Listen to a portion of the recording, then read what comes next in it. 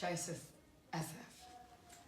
I've known you for 30 years and I'm very pleased to be in your home here in Hardine.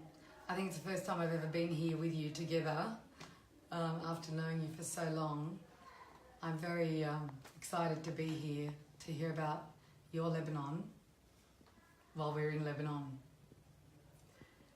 One thing I want to start this interview with is a question that takes you back to your beginnings and the reasons why you had to migrate to Australia, where you live now today.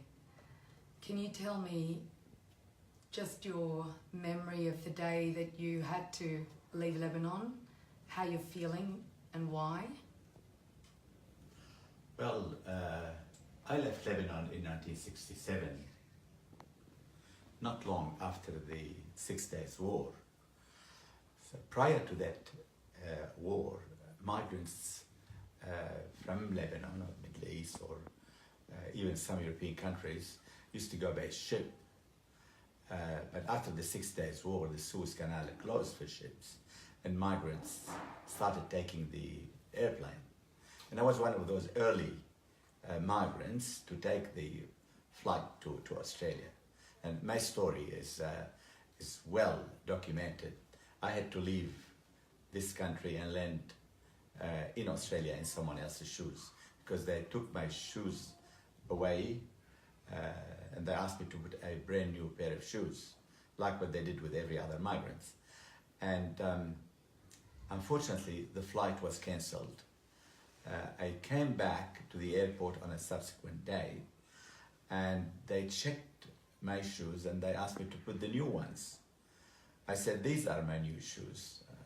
I had to go home and you took away my old shoes. Therefore, I use this one and I have no other shoes. So they wouldn't allow me to travel.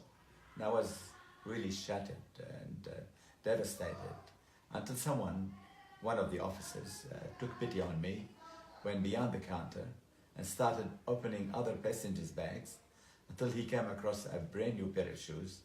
He asked me to put them on and get on board quickly, and I landed in Australia in someone else's shoes. And that became the title of my bestseller book called In Someone Else's Shoes. How old were you when you left Lebanon? I was 22 years old. I had finished my high school certificates, the equivalent, my baccalaureate second part, and I did 1 year at university. And of course, when I arrived in Australia, English was not my language. I did not know any English at all. So I was like any other typical migrants of the 60s. No skill, no language, no trades. So I ended up beginning my journey working in a factory. Why did you have to leave Lebanon? Why did you decide that you had to leave Lebanon? I think it's in the blood of every Lebanese. We follow our ancestor, the Phoenician, who always looked beyond the sea to see what is in the other part of the world. My dream was to go to an English-speaking country. So I lodged an application at the Australian consulate, embassy, one at the American and one at the Canadian, and I told myself I will take whichever one comes first. And I was lucky. I took Australia came first, accepting me, so I migrated to Australia. It's a common theme among Lebanese. You had a dream to leave Lebanon. There's a lot of people who don't dream of leaving Lebanon. They are forced to leave because there isn't enough opportunity for young people to get work and prosper in their careers, and it's still something very relevant today. Did you have a similar situation? Not really. I left during the time that Lebanon was enjoying a tremendous prosperity in everything, in education, in trade.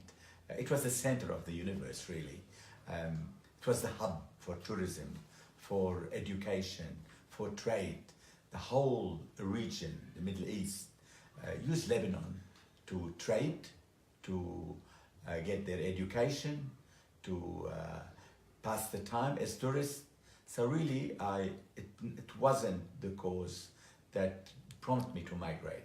As I said, it's in the blood of the Lebanese to always seek not only fortune but a better life, and also they are very ambitious to discover what's beyond, what's in the rest of the world. This is why you find Lebanese in almost every country of the world.